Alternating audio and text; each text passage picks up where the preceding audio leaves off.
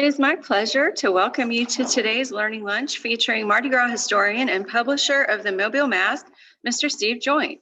Before we begin, I have a few announcements to make. We are pleased to present our latest in-house exhibition, A History of Mobile in 22 Objects.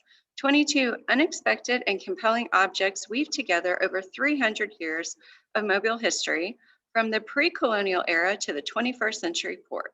With contributions from Mobile's leading historians, professors, and museum curators, you are sure to discover both new and familiar stories in this landmark exhibition. Next month, we have an exciting blockbuster exhibition opening on February 26th.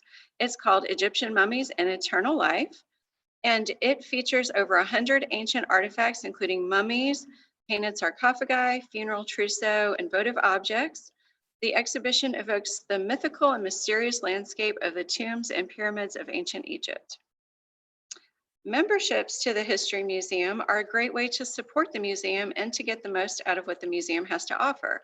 Memberships provide free admission for a year and invitations to members-only special events. For more information, please check the museum website. Now, our museum members do get a special perk this month. Members can sign up to go on a free special tour of the Mummies exhibition on Thursday, February 25th, before the exhibit opens to the general public. Tours will be given at set times throughout the day.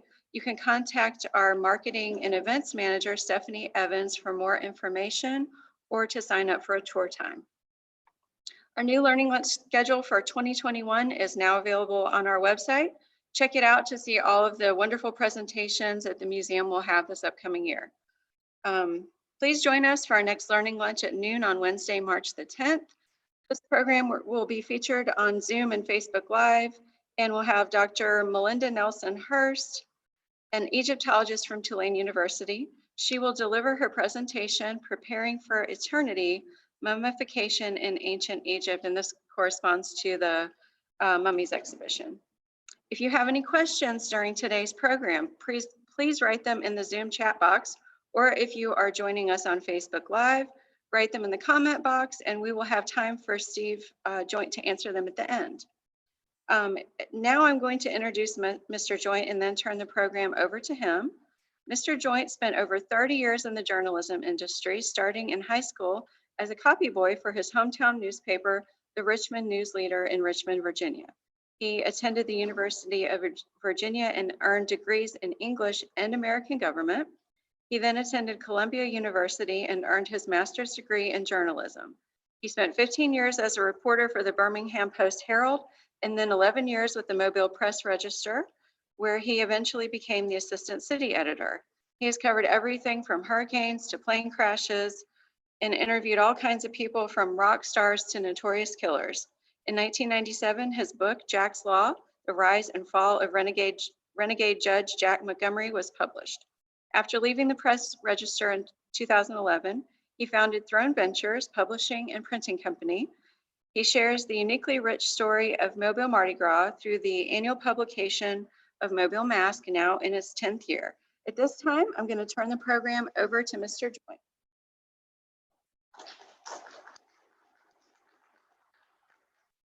Just so y'all know, you have to make up for about 95 missing people. So a lot of clapping, a lot of laughing. Good afternoon. So happy to be here. So happy to be anywhere. We're going to talk today. We all know what we're not having right now. We're not having parades. We're not having Mardi Gras balls. And we're all pretty aware that this has happened before. So I thought what we'd do is take maybe not a deep dive, but a medium dive into those years that it's happened before and see if there's anything it might reveal for us that tells us a little something about what we're going through now and how we might come out of it, how well we might come out of it, and how this time is different than those times, because it is in some ways different. The three basic periods we're talking about is World War I, World War II, and now the COVID-19 pandemic. The specific years, 2 years in World War I, 4 years of World War II, and 1 year now. We hope just 1 year. The causes: war and a virus. That makes them different to begin with. The very nature of why we're canceling these events has a lot to do with how we handle it. In 1917, I want to set this up a little. 1917 was the last year that we had Mardi Gras before World War I, known as the Great War, before there was World War II. They just referred to it as the Great War. There were 7 organizations that paraded. And you may notice 50 Funny Fellows, which at that time was only 15 Funny Fellows. It was that long ago. They only had 15. They actually had a procession back then. They called it a parade, and mostly it was a foot procession to their ball kind of thing. But it was written up in the papers as a parade. I wanted to point out for a second, you know, we had this symbol here with the next to the crown. That's Felix is the crown, and then we have the mask with the little curly Q. That's the floral. That's the current symbol for the floral parade. But back in 1917, the floral parade was very different. It was just decorate your car with flowers, both fake and real, frankly. But cars were such a thing, you know, such a new thing still when they started this in 1905, that just seeing 10 cars together was pretty cool, much less they were decorated with flowers. But 1917 was the last year of that original incarnation of the floral parade. We did not see anything called the floral parade again until 1930. Just wanted to point that out. So in 1917, you know, the advertising and whatnot, it's all about, hey, welcome to Mobile, visitors, come buy this, come stay here, come eat this. We got lots and lots of folks from out of town, both on by boat and by train. They took it pretty seriously, even way back then. You know, there's your royal court. Look at that. When I found this page, I was like, wow, that's pretty sophisticated printing for 1917 in a newspaper in Mobile, Alabama. That was pretty tricky stuff to try and put that out. And I'm sure they spent a lot of time on that page, but they took it very seriously. And this was the kind of the Sunday setup, particularly for people who were just getting into town. And then you have like this front page with the Mardi Gras program. This was on Mardi Gras of that year of 1917. 45 days after Mardi Gras, the US entered World War I, which was not a surprise to anyone. I mean, the Mardi Gras of 1917 was certainly, I don't want to say overshadowed, but everyone was aware that war was going on in Europe, and everyone was aware that we might get dragged into it, and we did. So in 1918, all you had was this little story that says, oh yeah, today's Mardi Gras. And it said, this was decided a few weeks ago, just a few weeks ago, when members of the Mardi Gras Association, which I'm assuming is a precursor of the Mobile Carnival Association, because it went through a lot of name changes, agreed that because of the war, the revelry, which usually marks the season, the expenditure for the occasion would be unseemly and out of place at this time. I think that's kind of interesting, because Mardi Gras, of course, is about excess. Mardi Gras came about due to the changes in the rules of Lent around 1300, particularly involving meat. And the butchers of Europe looked at the Catholic Church and said, what are we supposed to do? For 40 days, we can't sell anything. Come on. So that's when the idea came about of, well, before Lent, stuff yourself full of meat. Eat as much meat as you possibly can. And the church said, okay, we can live with that. So that's, and then they decided to turn eating into a celebration, and that's kind of how we got here. But that's why Mardi Gras is about excess. And so during this wartime, what they're saying is that this excess, this idea of excess, seemed unseemly.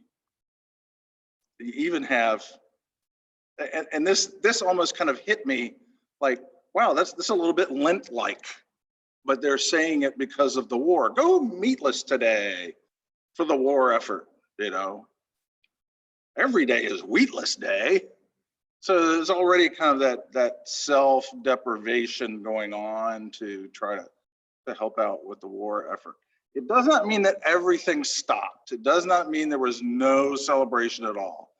Our friends, the 15 Funny Fellows, had a ball in 1918. There was also oh, and I wanted to point out though, they made sure they said the Star Spangled Banner was sung during this ball. You know, it was very patriotic, this ball. And in fact, the Athelstan Club had a ball during Mardi Gras that year as well, and it was covered in red, white, and blue bunting and things like that. So if you draped it in some patriotism, maybe it was okay to have a little bit of excess. And then there was, and they said, they made sure they said there was just like fruit punch and sandwiches at the ball. And then you had a Red Cross ball, which benefited the Red Cross. So that was okay. On Fat Tuesday, there's the front page. I mean, it's covered with war news. Down at the right at the fold, really, you see this little thing that says Mobile observes twin holiday. It was like Lincoln's birthday and Fat Tuesday. And they talk about the places were closed, most of them for Lincoln's birthday, but there were still some places. I believe Mardi Gras, Fat Tuesday was a state holiday at that time, believe it or not. It is no longer. It's only a holiday here. And this year, it will still be a city holiday, Fat Tuesday will. Later in 1918, almost the end of 1918, was what we refer to now as Armistice Day. That was the ceasing of hostilities. That was the Germany said, I give up. The hostilities ended, but soldiers weren't brought home. There was still a lot to take care of. Treaty of Versailles wasn't signed until about 7 months later. So they didn't have Mardi Gras parades in 1919 either. Particularly since it got resolved at the very end of the year, there was no time to build floats, that kind of thing. A lot of organizations had members still overseas or still serving. So they just said, no parades in 1919 either. Also in 1918, and we've heard of this because of what we're going through now, there was a flu pandemic. There's a lot of things we get incorrect about this pandemic, and there are some things we still don't know. But in the US, it actually started with soldiers on American bases. And then those soldiers got sent to Europe, and suddenly Europe was on fire with this flu. It killed 30 million people worldwide. I mean, for example, they thought they came up with a vaccine. The vaccine was worthless because they thought the flu was caused by a bacteria.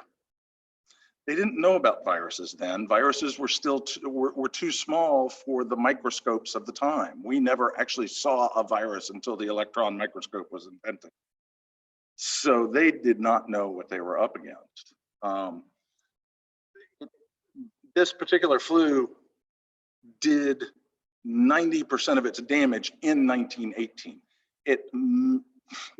You've maybe heard this before.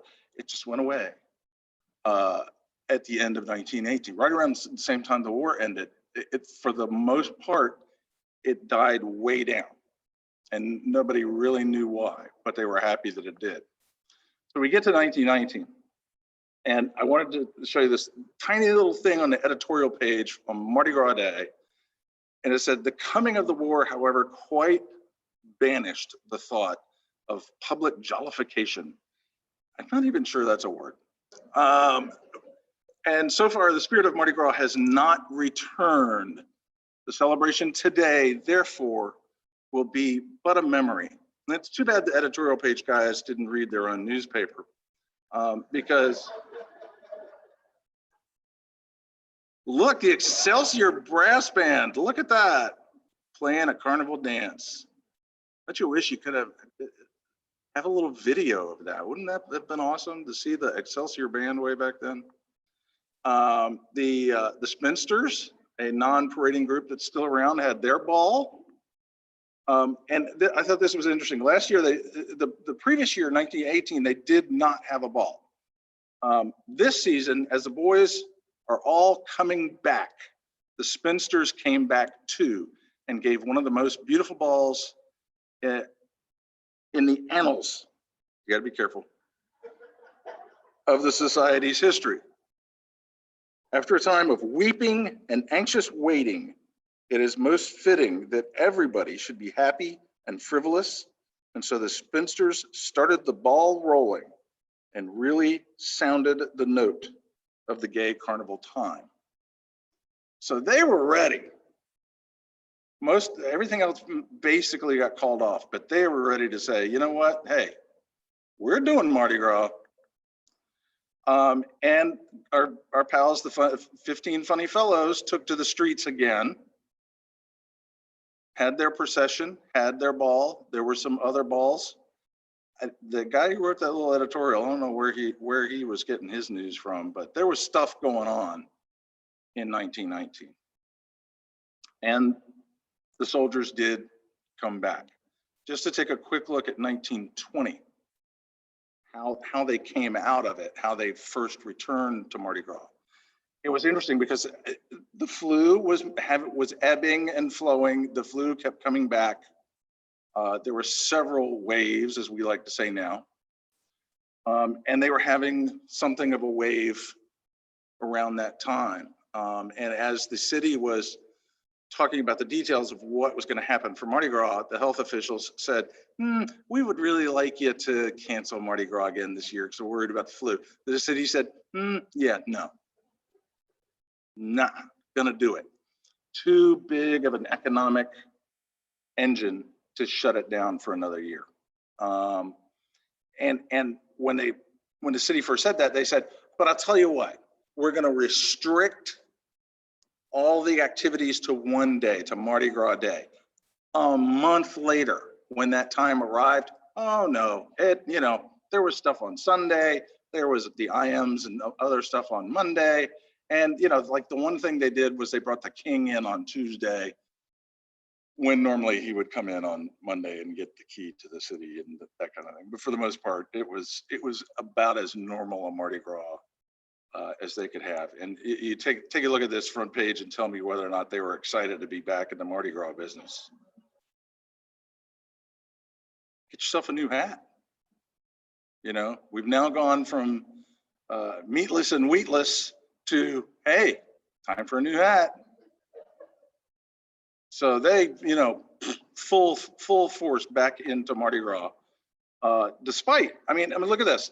Over on the left here, you've got one organization, I don't know what the Maple Camp is, but they said, oh, because of the flu, we're not going to have our meeting. And over on the right, you got the Moose Lodge saying, hey, we're making plans for our Mardi Gras ball. This dichotomy sounds a little familiar, I think, doesn't it? This struggle to balance what's going on health-wise with what we want to do is not new. Look at this. This was on Mardi Gras. And you got a story about thousands of people lining the wharves to see some ships come in as part of Mardi Gras, blah, blah, blah. But over here on the corner, this was from the front page. Over here, you got this story about, oh, there's 100 and some new flu cases and some people died.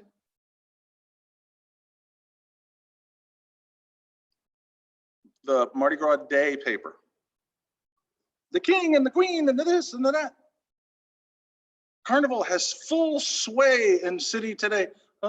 There's new cases of the flu and some people died. There's that dichotomy. By the way, the Or Miss got rained out that night. So they missed 2 years and then they got rained out. That couldn't have been fun. But yeah, this presence of the flu, and it really was on the wane. Even that wave was, as it bore out, was on the wane at that time. But they couldn't have known that the month earlier when they were making all these decisions. And it was still there, and people were still dealing with it, and people were still dying from it. 1941, the year before, the last year of Mardi Gras before World War II. We went from, remember in 1917, we had 7 organizations parading, now we have 8. So not a tremendous amount of growth in that time. The Crew of Columbus has emerged. MAMGA, or the predecessor organization to MAMGA, has emerged. But I think it's interesting that in that period, and of course we had hard economic times and things like that in between there. So it's not shocking. It's probably more shocking that these organizations survived than it is that they didn't grow by much. But 1941 was going to be a big Mardi Gras year. Look at that. All that's just what parades we've had and parades we're going to have. On Ash Wednesday, the newspaper called it the greatest Mardi Gras in years. Big crowds, a lot of fun. And yet, there was war raging in parts of the world, and we knew about it. And a lot of people had that feeling again that we may not be able to escape involvement. In fact, there was quite the debate raging at that time. Should we get in or not? Yeah, well, somebody decided that for us, obviously. And on December 8th, when we declared war against the Axis powers, we were only 71 days away from Mardi Gras 1942. So that plug got yanked right at the last minute. I'll tell you what, one of the things I think about from that period in particular is surely by December 8th, there was a young woman who'd already been told she was going to be the queen of Carnival. There was a not so young fellow who was told he was going to be King Felix III in 1942. They weren't. And their names were, as far as I know, were never publicly released. You started seeing in the newspapers, you started seeing the beer for victory, or this for victory, or that for victory. There were, again, some balls. The IMs, for example, no, we're not going to have balls at this time. OOMs did the same thing. But some organizations said, it's basically just us. We're going to have balls. Stripers had just started. They were not yet a parading organization. And I think 42 was either their third ball. And our good buddies, the 15 Funny Fellows, were up to 50 now.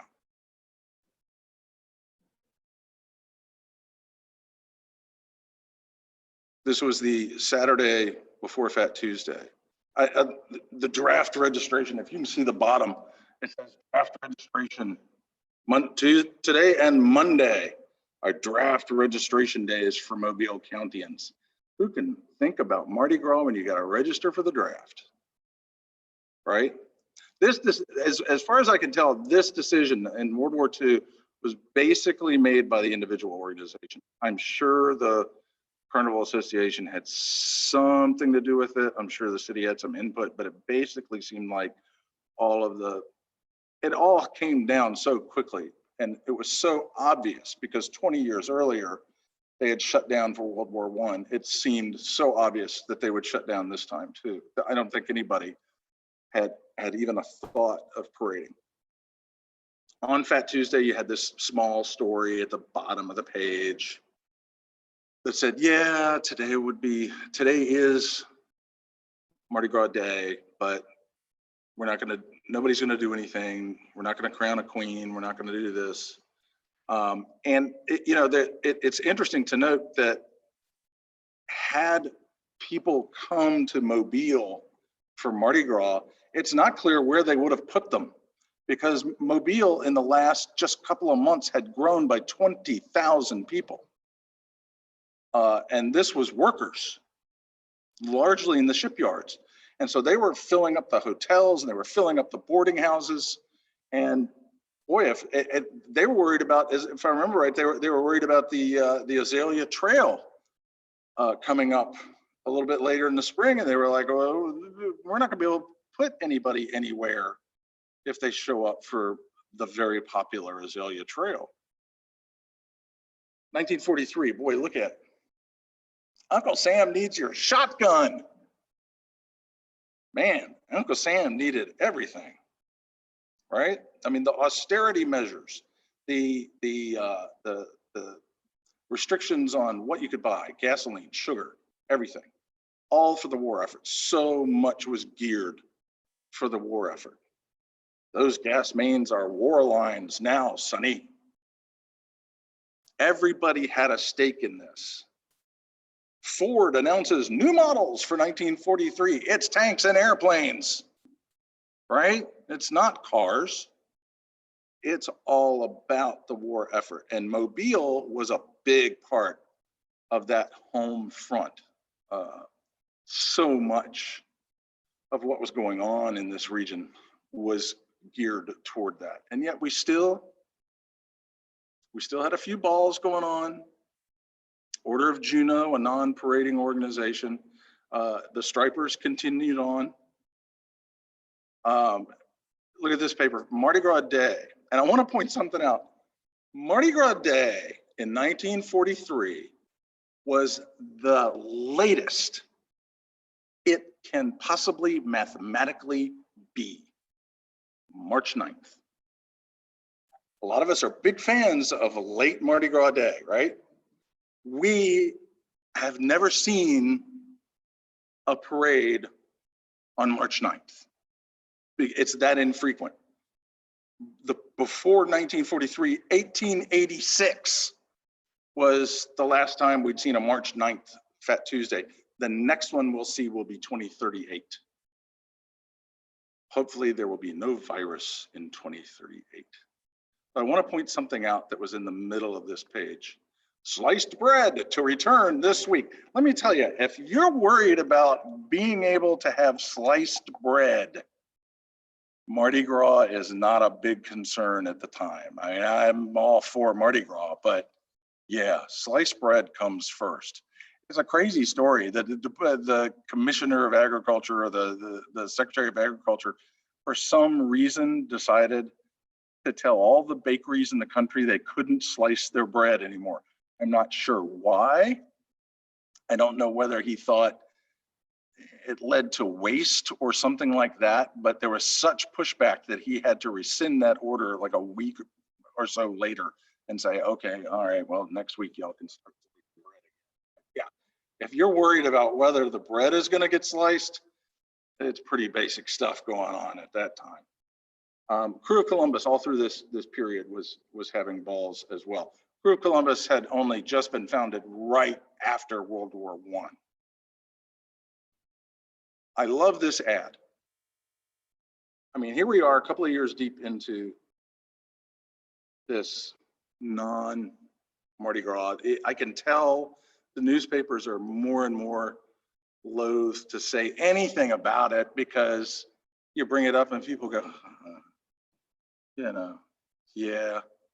But this ad for basically a furniture place said, we can't sell you furniture right now because we don't have any furniture. Just like you can't have basically Mardi Gras. And just to see this picture of a young girl in a party dress or ball gown with a mask, and to see these initials that you haven't seen in a couple of years. I mean, we can right now imagine just the longing that ad probably put into some folks, which is probably why the newspaper avoided much coverage about saying, yeah, it would be Mardi Gras, boy, we would be having fun, wouldn't we? There's the front page on Fat Tuesday, 1944. It's now to the point you don't even have any pictures on the front page. They're saving paper. So it's just all just as gray as it can be, and it's all war stuff for the most part. 1945, there's a couple of things going on in 1945. And you look at this ad stack, there's no more Uncle Sam needs your water heater. It's go get a water heater, right? There's a little bit of fatigue, I think, setting in. But at the same time, they know they're winning. They're winning this war. The end is coming. They're pretty sure. The only thing I found in any of the papers of 1945 about Mardi Gras itself was the top of this little society column, way deep in the Sunday paper. If these were the good old days, do you know that Tuesday, February 13th, which is just 2 days away, would be Mardi Gras? And now the gates of pleasure would be open to young and old alike, and the city would be in gala attire and would be crowded with visitors.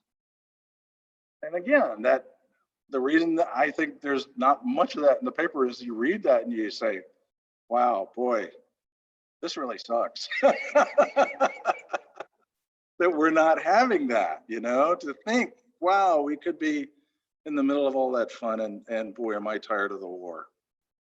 Fat Tuesday, 1945. Big three pledge to rid Europe of Nazism. They're seeing headlines like this.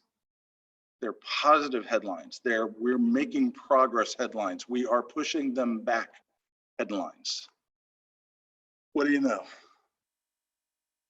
1945. May, VE Day. It still took a while before everything was all buttoned up in Europe, but that was VE Day essentially.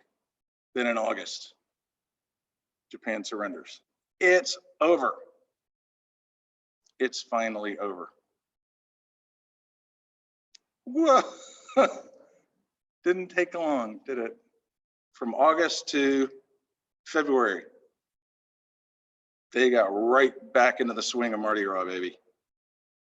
Look at the courts, look at the Queen. And I'll tell you what, I considered, okay, well, maybe this young woman, Aletta Lyons, who was the Queen in 1946, maybe she was the one who was supposed to be the Queen in 1942. No, she was 15 in 1942. It was not her. Again, I don't know who it was, but somebody missed out on being Queen. Somebody was told they were Queen and then couldn't be Queen. Look at that.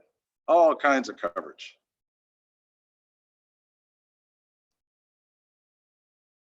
And this guy was a treasurer. The guy who's Felix 3 was a treasurer of the Mardi Gras Association. He was basically, there was like this worry that there weren't enough men back from the war, and what they just said, will you be king? That'll work. So that's what but Carnival Glee takes control of all Mobile. They were happy to see this stuff back. And you can imagine, 4 years of no Mardi Gras. Now, that brings us to now. And you remember when I put up the logos of the groups that were parading in the last year before they had to stop? There were 7 in 1917, there were 8 in 1941. We had a few groups parading now. We're talking 42 to 44, depending on exactly how you count, organizations parading in downtown Mobile nowadays. And that's not counting Eastern Shore, that's not counting, Dauphin Island, that kind of thing. These are strictly downtown Mobile parades. We have more parading days in downtown Mobile than New Orleans has on their uptown route. We have more parading organizations than New Orleans has on their uptown route. Now, New Orleans probably has a lot more total floats go through the streets because each individual organization is that much bigger. There's the crew of Toth, for example. They parade on Saturday afternoon before Fat Tuesday, I think that's right. I have to sit down in the middle of the Toth parade. It's so long. I get tired of holding up my arms. I'm like, I have got to sit down. And I sit down and they still throw me stuff. It's like, why do I have to stand up anyway? But that's how long some of those parades are. But clearly compared to 1940, 1942, 1941, there's been an explosion, literally an explosion in the number of organizations. So that just shows you that how much more involved we are, I think, as a community, and how much more we're missing, maybe. Just to go through exactly what happened, there's pressure on the city to cancel, just like New Orleans did in mid-November. And believe me, the way New Orleans did it wasn't well done, but they did it. The city clearly did not want to do it that way. And at one point they even said, okay, we're gonna take your applications for parade permits. And our chief health officer had a small cow over that. And so that lasted, I think, about a week before the city said, okay, well, we're putting a hold on the parade permits right now. And then at the same time, they were establishing rules for how you could have a Mardi Gras ball in the Civic Center or the Convention Center. And the organizations themselves were starting to go through these rules, and they went, that doesn't sound like fun at all. So they started canceling. And we at Mobile Mask and media across the city, it was cancellation after cancellation after cancellation. Y'all probably remember this. It was just, who's gonna cancel next? And then finally, the city said, oh, well, it's too late to issue any parade permits, so I guess there won't be any parade permits. That was kind of their passive aggressive way of saying, we have canceled the events of Mardi Gras. So what have we done instead? That's what I think says the most about us. We've been decorating the fool out of our houses and turning our houses into a standing still parade that people are actually driving by to see. We do it to go take pictures and whatnot, and we bump into tons of people who are out there looking. We call them looky-loos. We're having small parties, small gatherings. Put a band in your front yard and have a few friends over. Stay masked, stay socially distant. Small is the watchword.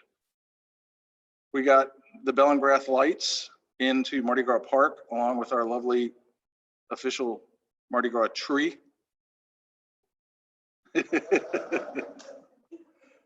And we've had small parades even.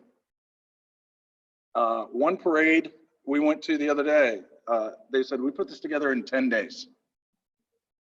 And it was, the level of participation in this little neighborhood parade was staggering. And when they said 10 days, I called them liars to their faces, basically. It's just not possible. But that's how excited people are to, I mean, we've been presented with these rules, right? We've been living with these rules. We managed to have Halloween and stick to the rules. So now we've been busy trying to have some Mardi Gras while we stick to the rules. And we found out it's possible. We found out what the big guys were told, you can't go, you can't do that. And we said, okay, well, we'll do that. This will be our Mardi Gras. And I think we'll remember it fondly. I do.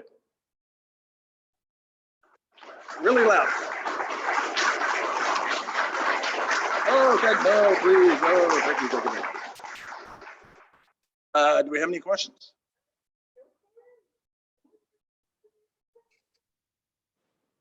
Yes, ma'am. Yes. Oh, well, that's a good question. All right, where's the best place for looky-loos to go see some of the crazily decorated houses? You know, some of the main thoroughfares, downtown, midtown work, government, believe it or not. Once you get to the big houses, past downtown, past Broad Street, probably. When I say past, I mean west of Broad Street. There, you know, we're talking about these objects from floats that have been plopped into people's yards. They are renting them from the float builders, and these are the things that make you go, holy cow. You know, those are the real eyeball grabbers. There are some houses that are just great decorated houses and there's no float parks, but some of the houses on government have them. Dauphin Street houses, there's one at Dauphin and Kenneth. Go see it at night. It's awesome. Palmetto in Oakley it looks like the float bunny came and just dropped things all over Palmetto out of his float bunny basket. And that's kind of where Palmetto was kind of the ground zero. That's where it started. But all through Oakley, there's interesting places to see. We just, you know, there's a map. The Mobile Porch Parade, if you look it up on Facebook, they have a map available of 400 houses. Mrs. Mask and I, we just freestyle. We just say, oh, turn them that way. And we do it at night and we do it at daytime because some houses are definitely worth seeing at night. There's one on Georgia it's phenomenal. It's beautiful. Go to Georgia, just north, you know where Gunkles is on Government. It's right there. Turn up Georgia and then go to the end of Georgia and you'll see something very unexpected. It's really cool. But they're everywhere. They're everywhere, especially midtown, downtown. Scott?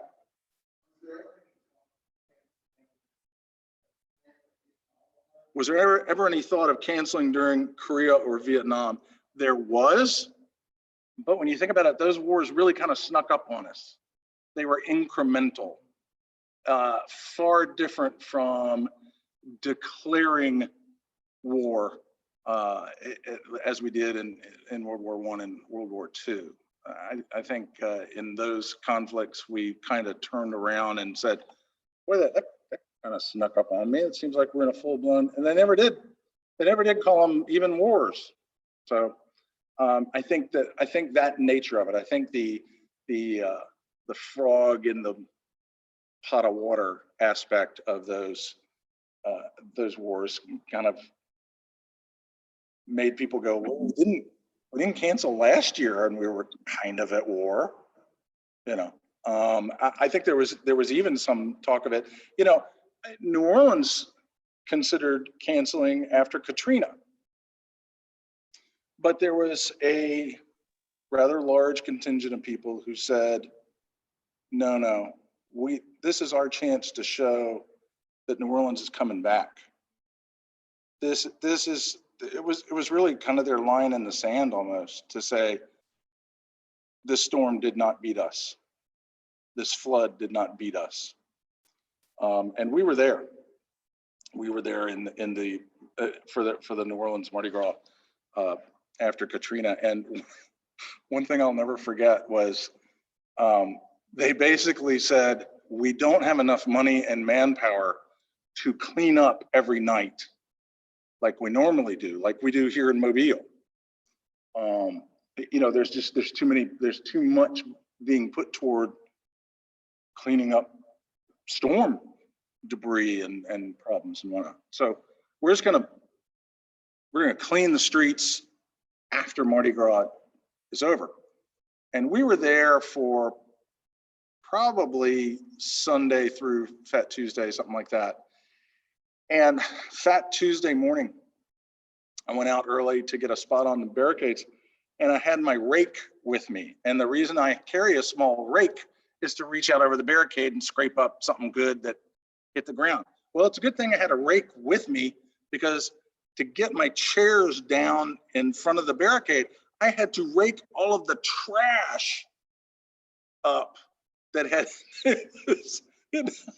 I was surprised that by the time Fat Tuesday was over, that the trash hadn't actually built up as high as the barricades and started spilling over into the parade route.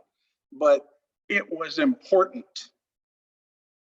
And everybody, when it was over, said, I'm glad we did that. It was important that they put on Mardi Gras, even if it was just for themselves. And an awful lot of people, we met people who said, I haven't been back to the city since the storm, but I came back for Mardi Gras. Yes, ma'am.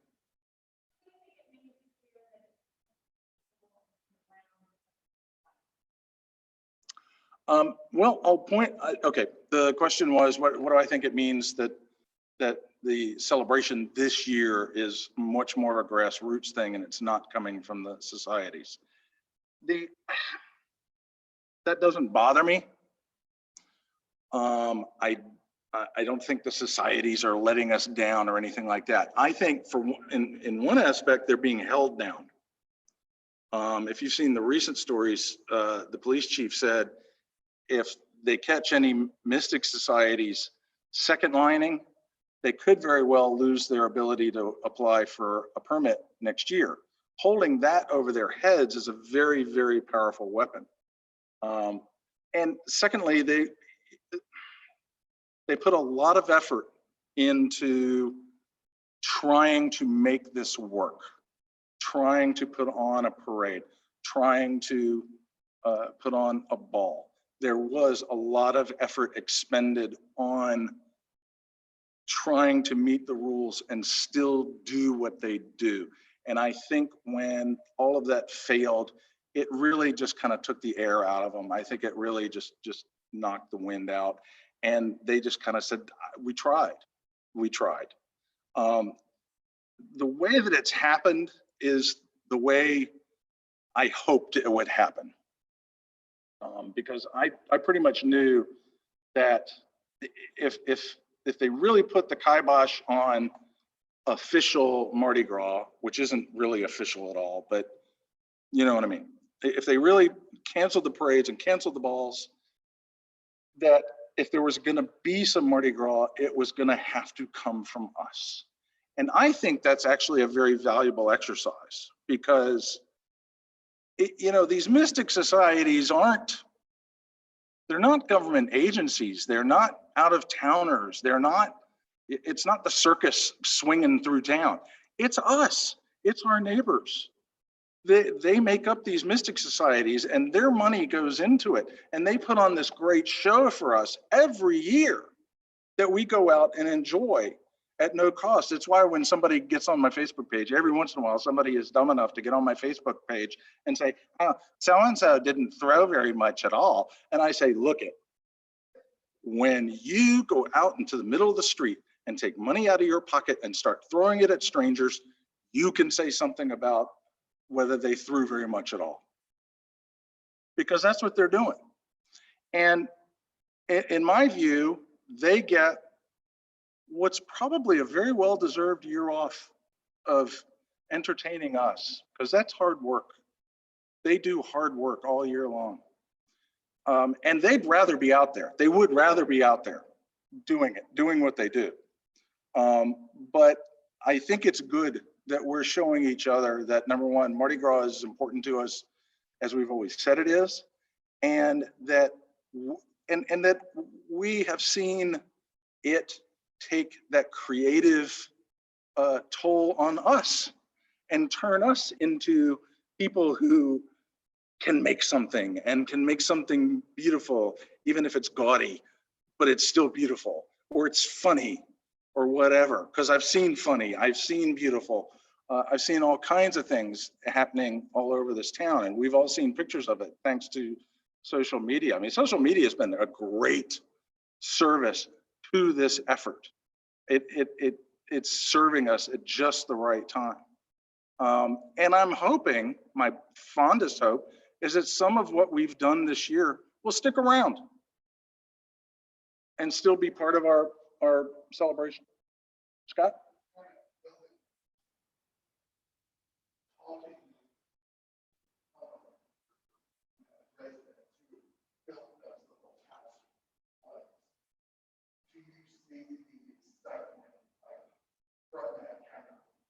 Basically, it becoming a new part of Mardi Gras. Do I see the same excitement that I see it like a parade or something?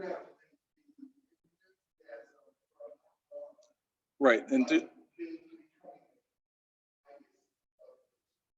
will the decoration become a legacy? I think so. I have for years seen how much folks in New Orleans decorate, have always decorated.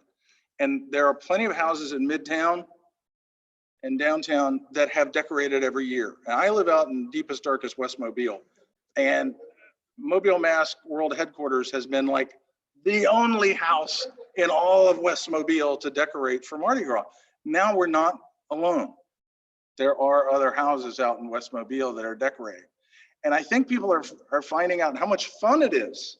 And I've had people say that to me, this is so much fun. I'm gonna go buy some more stuff. Seriously, I did this and I did this and I did, it's not enough. I'm gonna go get some more. And they've been decorating for weeks. You've seen them, they add more stuff and they add more stuff. So I think people are figuring out that it's not work, it's just plain fun. And they see their neighbors enjoying it, and kids are running around, and it's practically a party. So I think that in particular will be a lasting legacy. I hope it will be a lasting legacy. Now, we may not all be able to scrape up the money to get Craig Stevens to come plop a giant Statue of Liberty in our front yard every year, but there's ways to decorate. And I got to tell you, Craig Stevens, he is one of my heroes of 2021. He really is. It's a lot of work. Those things, if you've ever seen, they have to lift those things with forklifts and stuff. The big props off of floats are not light. Yeah, they're paper mache, but they're also wood. There's a lot of 2x4s and things like that involved, and those things are heavy. So the fact that his crew has just dropped so many pieces, and by the way, Steve Mussel's gotten in on some of that as well. He's been putting some stuff out there. So it's been a way for them to get a little bit of money in. I equate it to restaurants that have been doing takeout only, and they'll tell you. And I talked to Stephen Toomey the other day, and this analogy works for him too. They're selling, they're making some money. They're not doing nearly the business that they would be doing without the pandemic, but the to-go orders help. And Stephen at Toomey's has been selling tons and tons of decorations. No, not much throws, not the boxes and boxes and boxes and boxes of throws that he sells to the Mystic Societies. And he said, it's been helping. It's absolutely been helping. And for Craig, it's been helping. It's putting some money in the pockets of his artists when they were looking at a purely dismal year.